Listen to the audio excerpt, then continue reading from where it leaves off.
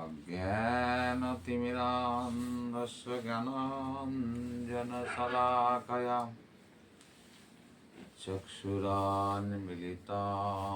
येन तस्मै श्रीगुरुवे नमः। नमो महावदन्नाय कृष्णप्रेमपदायते कृष्णाय कृष्णचैतन्य नाम्ने गौरतिसे नमः। हे कृष्ण करुणा सिंधु दीनबंधु जगतपति गोपेश गोपिका कांत राधा कांत नमस्तुते। तप्त कांचन गौरांगी राधे वृंदावनेश्वरी वृषभानुसुते देवी প্রণামী হরিপ্রিয়ে। জয় রাধেশ্যাম। পরমার্থের সন্ধান চ্যানেলে সকল শ্রোতা এবং ভক্তদের জানাই আমার আন্তরিক শুভেচ্ছা। আজকে আমাদের আলোচ্য বিষয় শ্রীমদ্ ভাগবত একাদশ স্কন্ধ অবধূত সংবাদ। যদু মহারাজ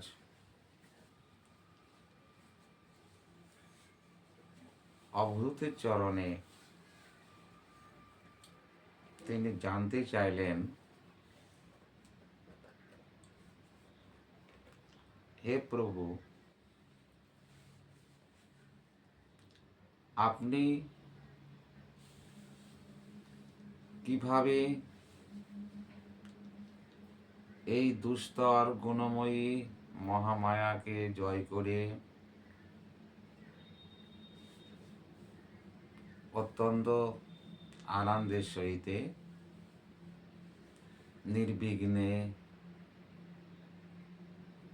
শান্ত চিত্রে আপনি বিশ্ব ব্রহ্মাণ্ড পরিভ্রমণ করিতেছেন, কৃপা করে আমাকে সেই কথা বলুন। শ্রী অবধূত মহারাজ তিনি যদু মহারাজকে বললেন, হে যদু মহারাজ, আমি এই জগতে 24টা শিক্ষাগুরুর কাছ থেকে আমি 24টা শিক্ষা লাভ করেছি। আমি কার কাছ থেকে কোন গুণ এবং কোন শিক্ষা লাভ করেছি আমি একে একে আপনাকে সকল কথা জানাবো। এখন আমরা 24টা শিক্ষাগুরুর মধ্যে একটা শিক্ষাগুরু হচ্ছে অবধূতের কপোত পাখি। ভগবান শ্রীকৃষ্ণের চরণে শ্রী উদ্ধব মহাশয় তিনি প্রার্থনা করেছিলেন, হে কৃষ্ণ, কিসে আমার মঙ্গল হবে, কি কর্ম করলে আমি ভবার নব পাড়ি দিতে পারবো এবং তোমার শ্রীচরণে আমি পৌঁছাতে পারবো,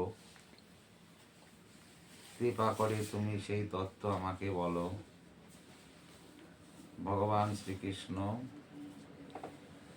তখন তার প্রিয় সখা উদ্ধবকে তিনি বলেছিলেন,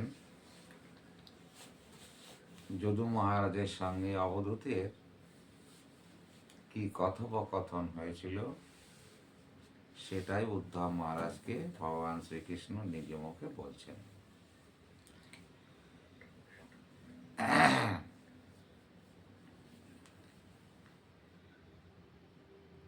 সেই রূপ যোগী করি বিষয় গ্রহণ, অনাসক্ত অর্থী গণে করিবি অর্তন, স্থূল বুদ্ধি লোকে আত্মা দেখে ভিন্ন ভিন্ন, এক সূর্য জলপাত্র ভেদে বহুবর্ণ। বলছেন যে একটা সূর্য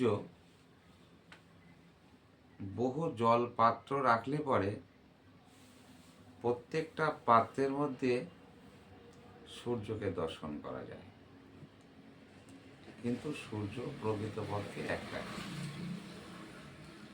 ঠিক তদ্রূপ যারা স্থূল বুদ্ধি তারা আত্মাকে ভিন্ন ভিন্ন দর্শন করে। কপতই আমার গুরু যে কারণে হয়, শোনহ তাহার কথা যদু মহাশয়। অতিশয় প্রীত কারু সঙ্গে না করিবে, লালন পালনের জন্য আসক্ত না হবে। এই জগতে কর্তব্য পালন করতে নিষেধ করেনি। আমরা এই মরজগতে জন্মগ্রহণ করে মায়ার দেহ ধারণ করেছি এবং মায়ার জগতে এসে দেহ সম্বন্ধিত সজ্জন, সেই সজ্জনকে লালন পালন করতে হবে। কিন্তু বলছেন ভাগবত,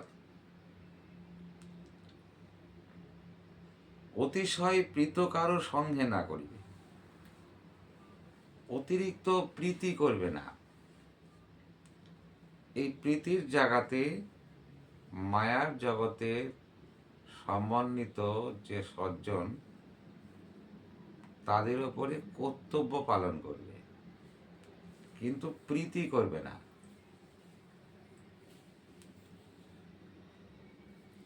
আসক্ত না হইবে,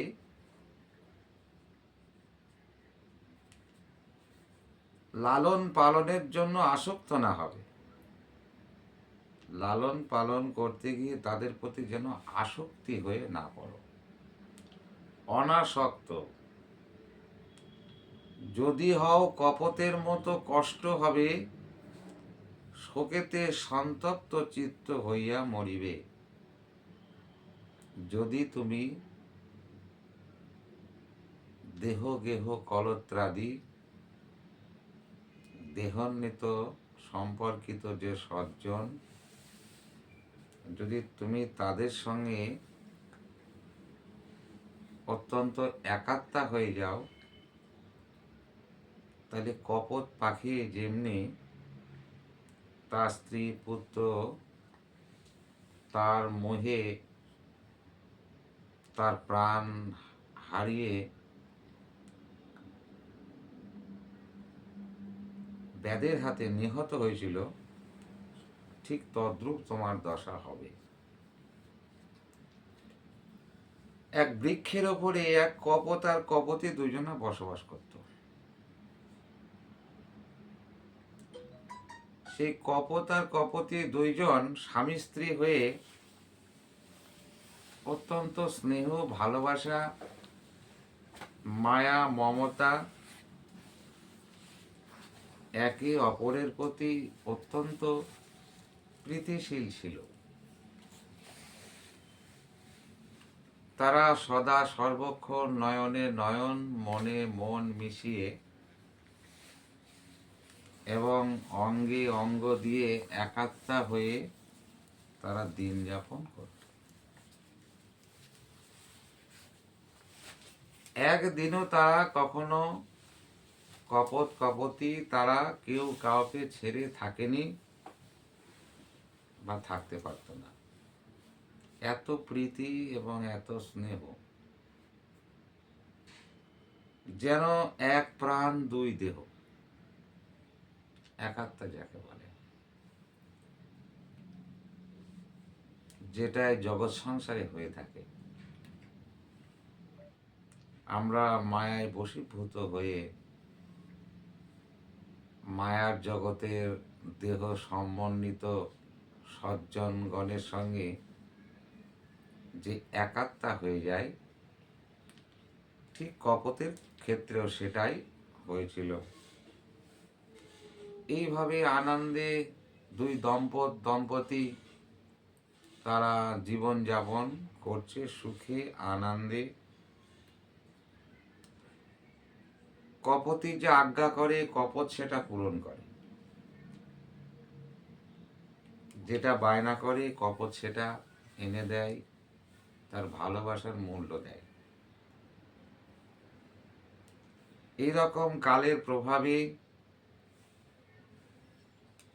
কপোতি গর্ভবতী হলো।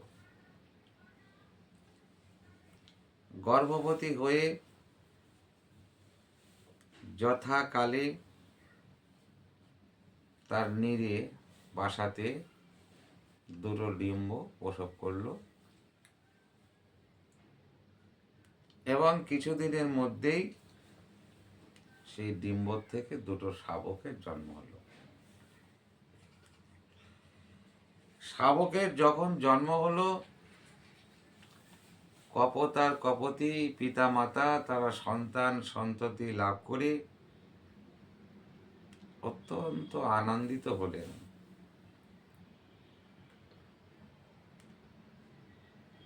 এবং আনন্দের সহিতে সেই পিতা মাতা সেই সন্তান সন্ততিকে লালন পালন করতে লাগলেন।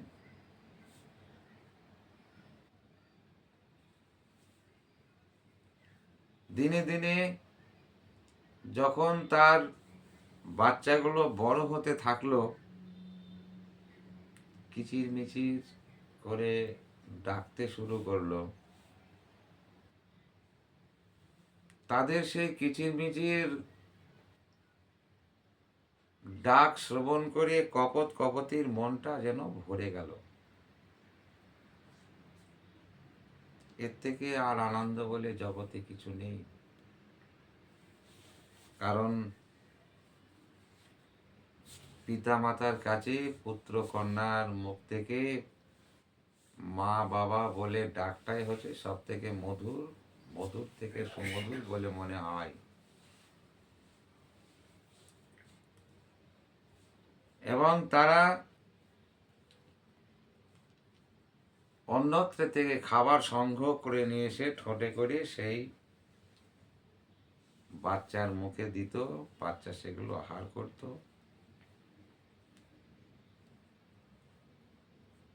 এইরকম ভাবে দিন যাপন করতে লাগলো। মায়ামুগ্ধ পক্ষী জাতি পুত্র কন্যা লয়ে সুখেতে করায়ে বাস স্নেহবদ্ধ হয়ে। একদিন কপোত কপোতি দুইজন আহার আনিতে গেল শাবক কারণ তারা দূর দেশে খাবার অন্বেষণ করতে যায়।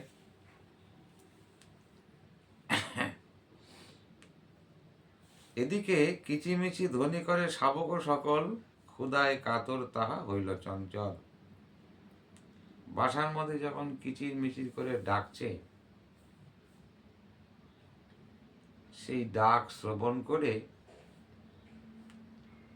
দুষ্ট ব্যাধের কানে সেই শাবকের কিচিরমিচির ডাক শুনতে পারল। এবার ব্যাধ কি করলো, সেই শাবকদের ধরবার জন্যে জাল বিস্তার করলো সেই গাছের নিচে। এবং ক্ষুধার্ত সেই শাবক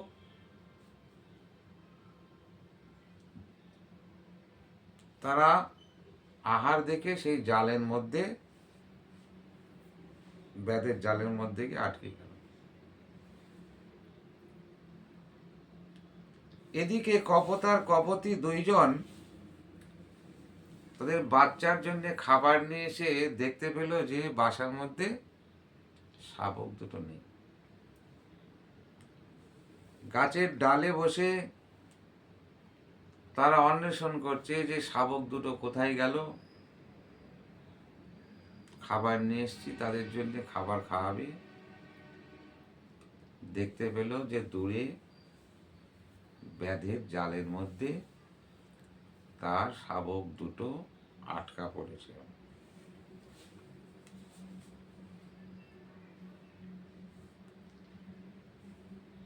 এই ব্যাধের জালের মধ্যে শাবক দুটোকে আটকা পড়তে দেখে তার পিতামাতা তাদের দুনয়নে বাড়ি বর্ষণ হচ্ছে, শোকেতে প্রাণ ব্যাকুল হয়ে যাচ্ছে।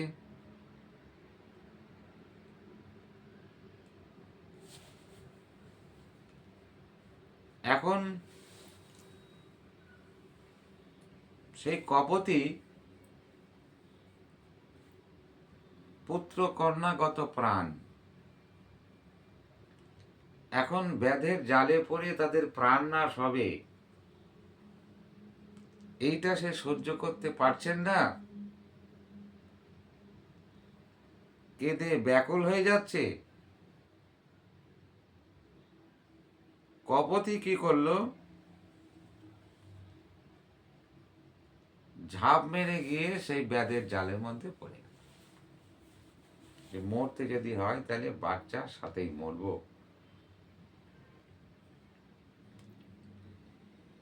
শাবক কারণে শোকে জ্ঞান হারাইল, কপতি ভুলিয়া নিজে জালেতে ঝাঁপিল। তার হিতাহিত জ্ঞান শূন্য হয়ে গেছে, যে আমি গেলে যে আমিও মরে যাব, ব্যাধ আমাকেও ধরবে। মায়ায় বদ্ধ হয়ে এবং পুত্র শোকে কাতরতা হয়ে গিয়ে নিজের প্রাণটাকে বিসর্জন দিল, ব্যাধের জালের মধ্যে পড়ে গেল। এইবার কপত গাছের ডালে বসে আছে, দেখছে পুত্র কন্যা এবং স্ত্রী তারা ব্যাধের জালের মধ্যে পড়ে প্রাণ হারাবে। চিন্তা করছে আমার মতো অভাগা এই পৃথিবীতে আর কেউ নেই, আমারই চোখের সামনে আমার পুত্র কন্যা প্রাণ হারাবে, আর আমি সেটা বসে বসে দেখব। তো যদি পুত্র কন্যা না থাকে তাহলে আমার বেঁচে থাকার কোনো মানেই নেই, আমার বেঁচে থাকা অকারণ। পতিব্রতা অনুরূপা অনুকূলা নারী তখন তার স্ত্রীর গুণের বর্ণনা করছে।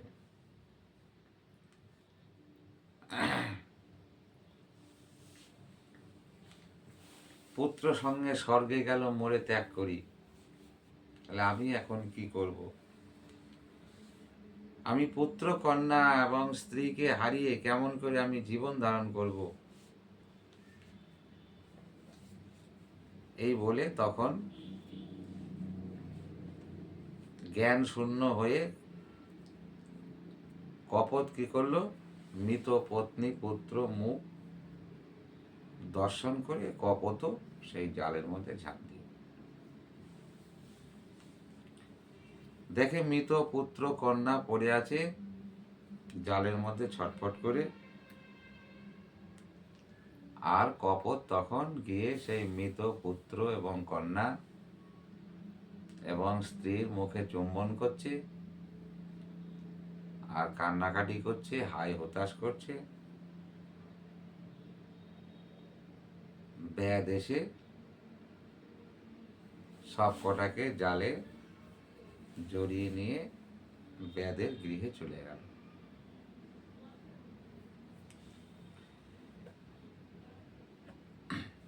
অশান্ত হৃদয় যত গৃহমেদি জন, আসক্ত হৃদয়ে করে কুটুম্ব পোষণ।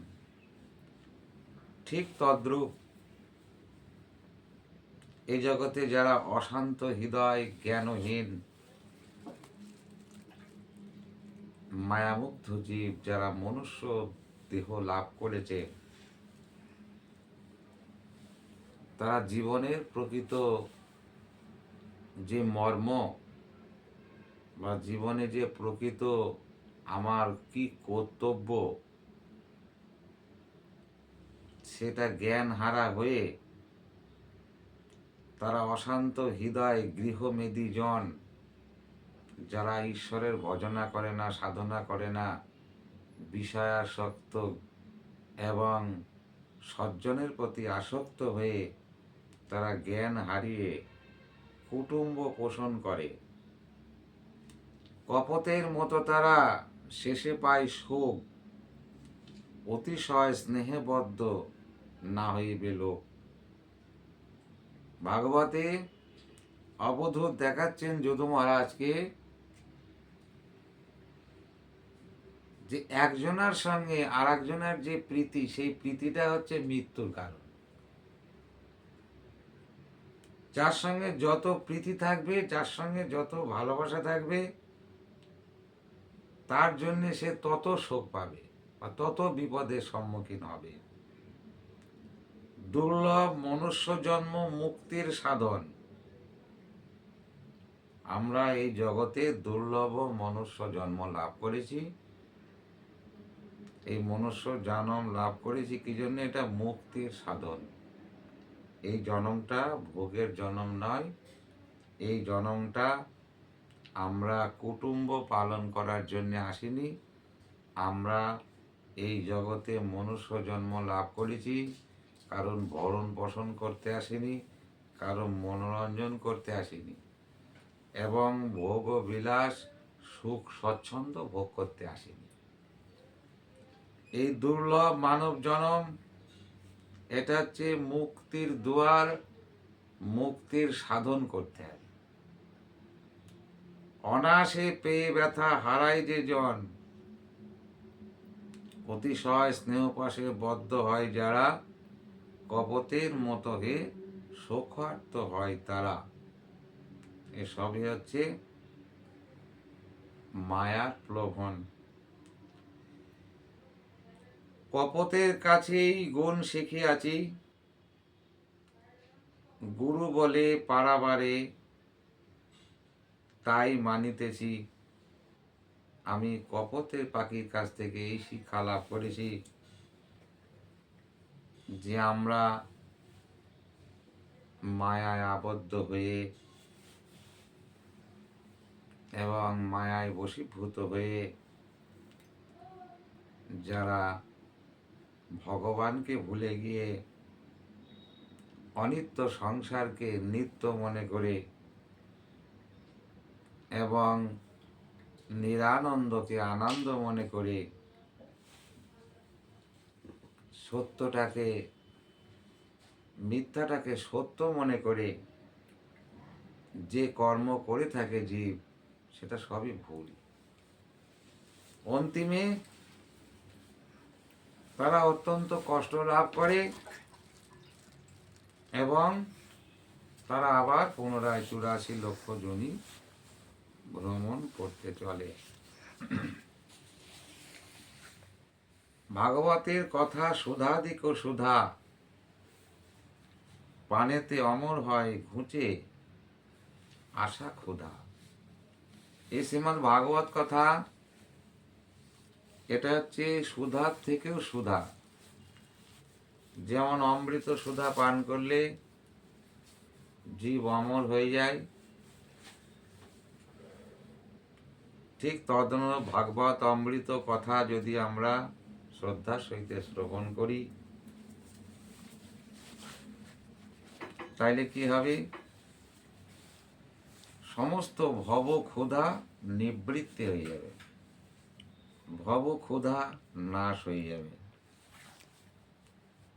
তাই যদু মহারাজকে অবধূত বলছেন